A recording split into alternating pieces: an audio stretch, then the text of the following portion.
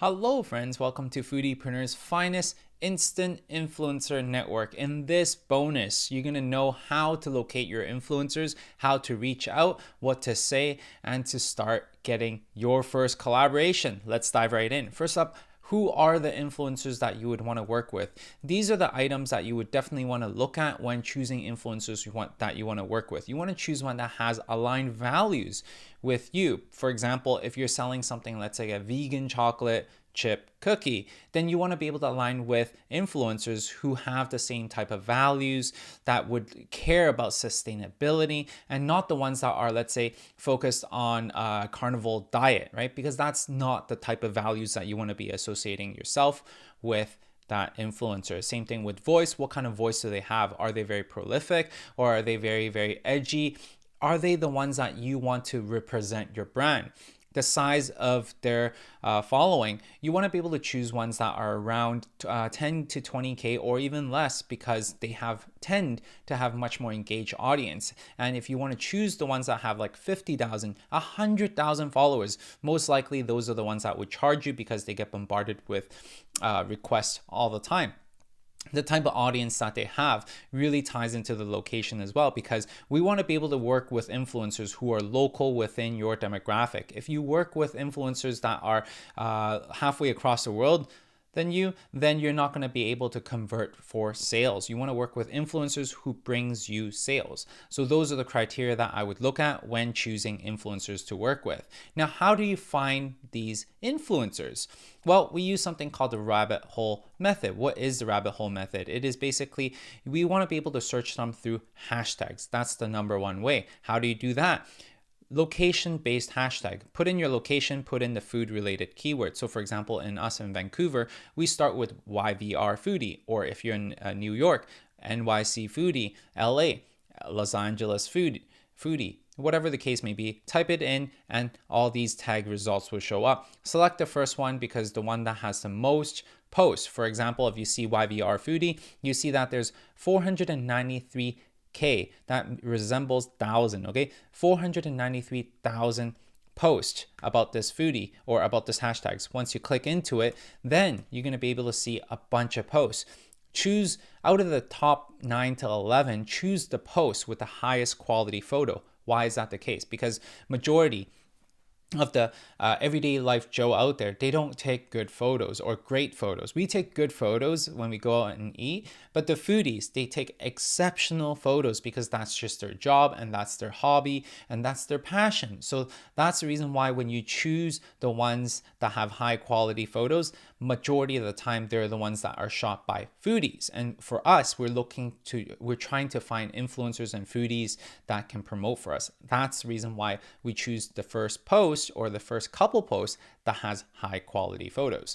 Next up is to look at their posts and who liked them and commented, right? When you click on their post, once you click into it, then you're going to be able to see the people that has liked them. Majority of them are either followers or other foodies as well. So that's an area that you can find other foodies with. And at the same time, you want to be able to look for additional hashtags that you can click into and log, and to explore other types of influencers as well. So their hashtag groups are usually located either in the description or as their first comment, as you can see right here. And we talk a little bit more about this in our actual module number 6 in Foodiepreneur's Finest program. So if you want to learn more about this, definitely go into that module, that specific lesson, to learn more about hashtags.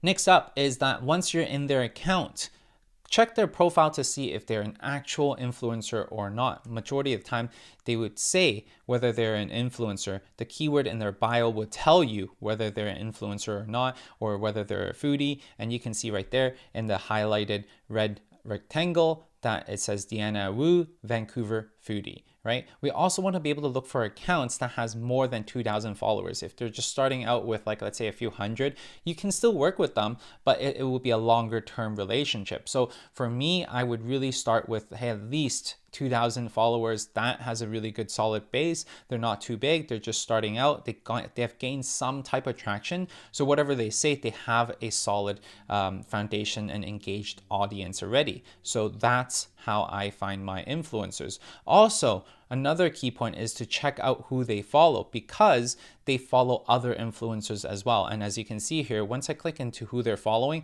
these red highlighted boxes are also other influencers as well. I know because I click into them and I check out what their keyword is, and that's how I uncover a full list of more than 50 influencers in Vancouver by following this rabbit hole method. And also another way that you can find influencers is from restaurant accounts. A lot of times when influencers work with restaurants, well-known restaurants, these restaurants would oftentimes tag the influencers who they're working with, and that's how you're going to be able to find out. Check who they have tagged in their post, okay? And how do you check it? In the red, as you can see on the post, you can actually click on that little button that has a red rectangle and the square on the bottom left-hand corner. And you're going to be able to see, once you click on that little square icon, then you're going to be able to see the different tags and the different influencers that pop up, and you can click into that and go through the same process. That is the rabbit hole technique. Use this multiple times to uncover all the influencers to work with you. Now that you have collected a list of 10, 20 influencers that you have logged down, how many people they have as followers, what their name is, where they're located, you need to understand why they would want to work with you.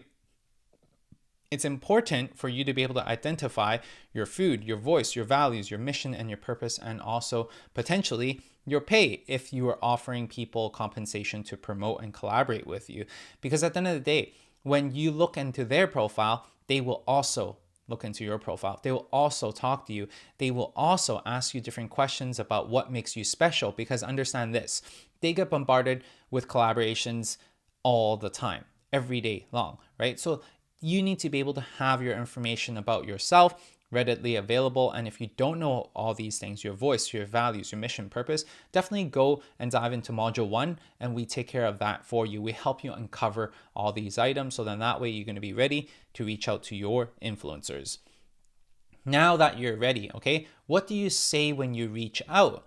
We use 2 different tactics, okay? First up is a copywriting tactic called ADA. ADA stands for attention, interest, desire, and action. That's how you draft your message. Now, also another fundamental you should understand is WIMF. What's in it for me? As an influencer, and as I'm going through the email or the DMs that you have, I'm always asking, hey, you know what? Why am I reading this? What's the collaboration?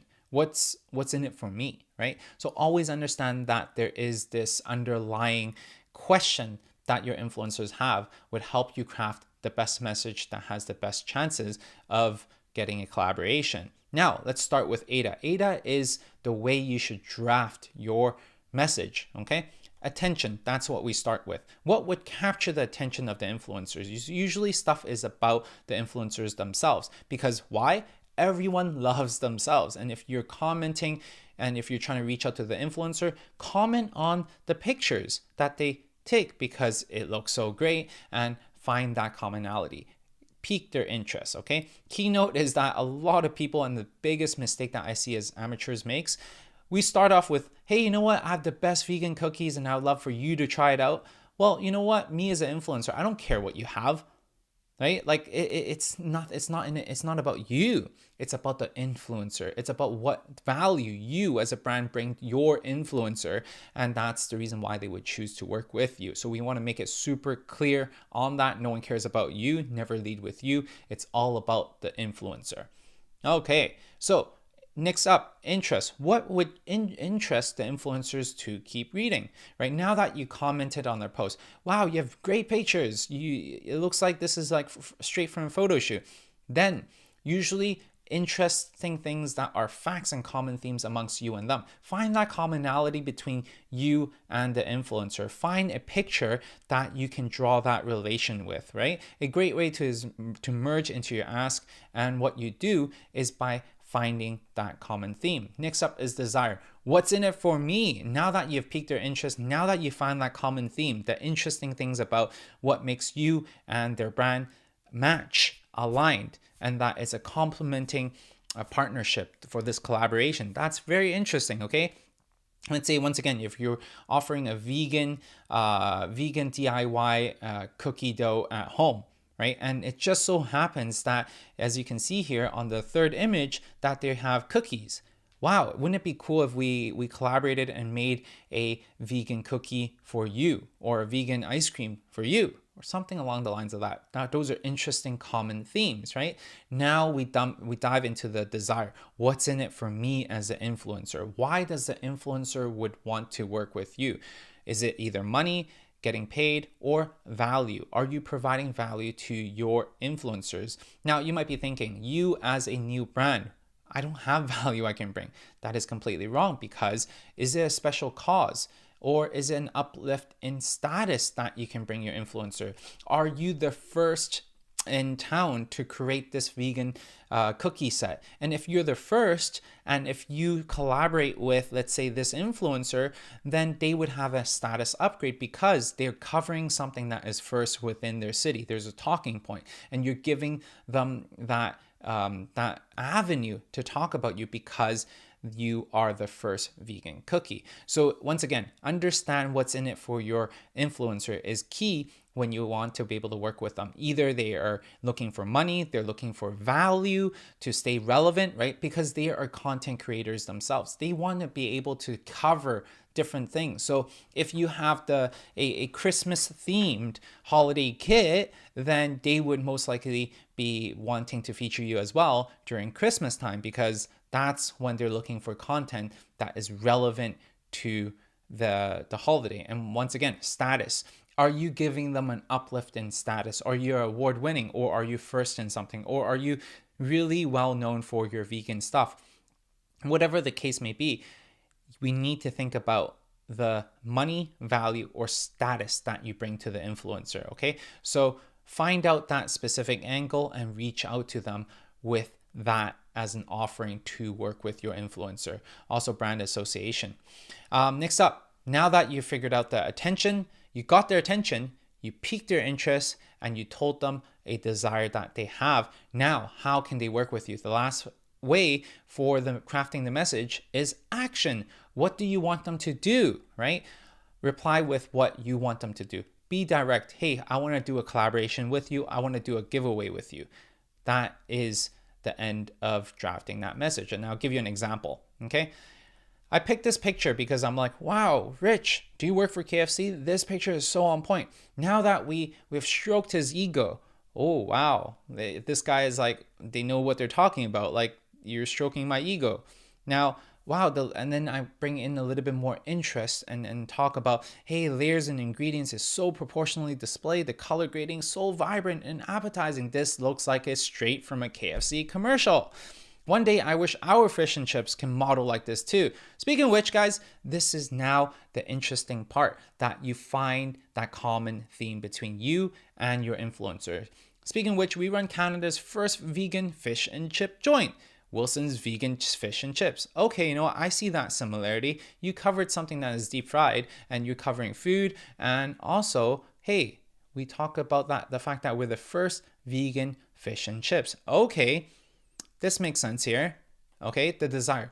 We have collaborated with Beyond Meat for a campaign to raise money for the Vegan Forever cause. It would be amazing if we could feature you as one of our ambassadors for us to have a collaboration together. Okay, this is cool, because now not only is there a status upgrade, because now they can work with the first vegan fish and chips, and on top of that, because they collaborate with us, there's the brand association to Beyond Meat for this campaign, and they're also associated with the Vegan Forever cause as well. So all these things adding together creates this sense of, wow, I want to work with your brand because you have all these talking points and all these desires. What's in it for me as an influencer to work with you as a new brand?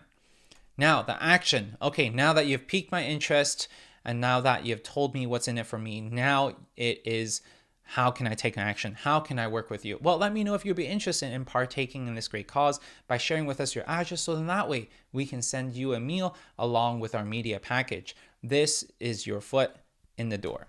Okay, much love, Wilson. Now that's just an example to showcase to you how it works. Now that you have drafted your menu, now that you have understood which influencers to reach out to, and then also the way that you should be reaching out, what to say, how do you reach out? First, up and foremost, emails and DMs and in-person events. Now, because of what's happening in the world right now, in-person events is most likely not as prominent.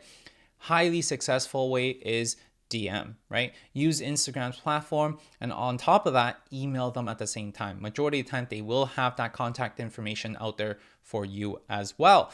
Now, another key point that I want to add in here is that when you're DMing him or the influencers that you want to work with, key point, guys, key point, make sure you guys take notes right away. This is a shortcut and this is a hack, okay? Make sure that you start liking at least 10 of their posts. When you like 10 of their posts, it will show up on their feed. And on top of that, comment on at least 3 of them.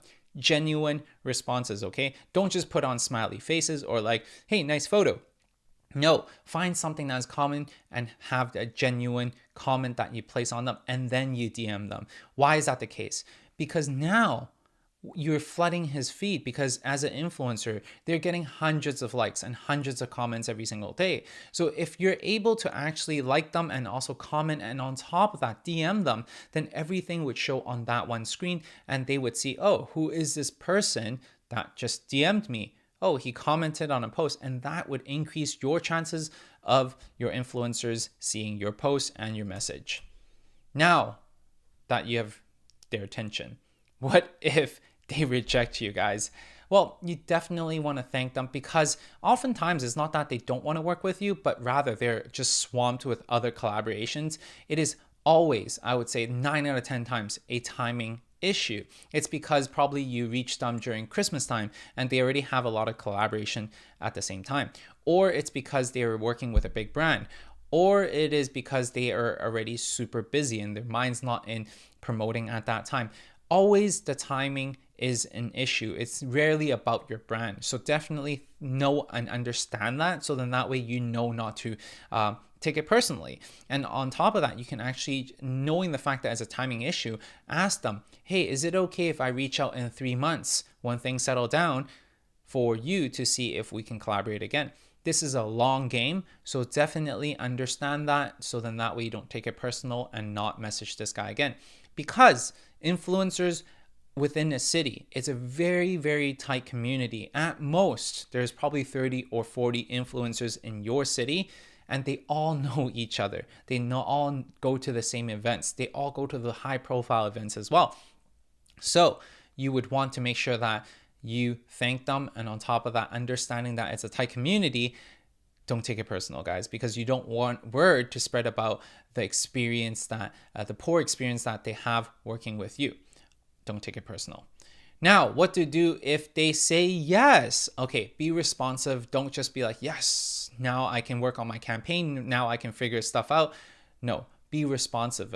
Be courteous, okay? Be nice to them, and also be organized. If you're not organized, they don't like working with you, because at the end of the day, once again, they're working with dozens of other brands at the same time. So the more organized you are, the more nicer and friendlier you are, and the more responsive you are, the better the experience for your influencers. And know for one thing, you're working with your influencers not just on one campaign, but multiple campaigns down the road for years to come. I still work with our influencers that we've worked with from 5 years ago. So that's the reason why you need to be organized, courteous, and always be thankful. Thank them for the opportunity to work with them. Now, how do you maintain the relationship after you have worked with them? Value. Provide value all the time. And number 1, value. Number 3, value. You should always provide value to your influencers, whether it is monetary. If you have budget, then you can pay them, or you can actually send them a gift package, or like always include them in media events. Let's say, for example, if you have a new flavor, send free stuff to them all the time, uplift in status. These are all valuable ways to give, for you to give value to the influencers. Now, action item for you. Write down your values for your brand. And if you haven't done so, or if you don't know how to do so, definitely dive into module 1 as we uncover all the steps for you to be able to do that. Second, write down and uncover the 10 influencers in your area. Follow the method that I just showed you, the rabbit hole method, to uncover the 10 influencers within your area. Jot down the followings that they have as well. Now it is time for you to craft your outreach message using the ADA formula and the WIF formula. What's in it for me? Understand that, craft that. That is the end of the presentation. I hope you enjoy this bonus. And if you want more information, definitely what you can do is to go into the modules as we dive deep into each of these items. I'll see you guys in the modules.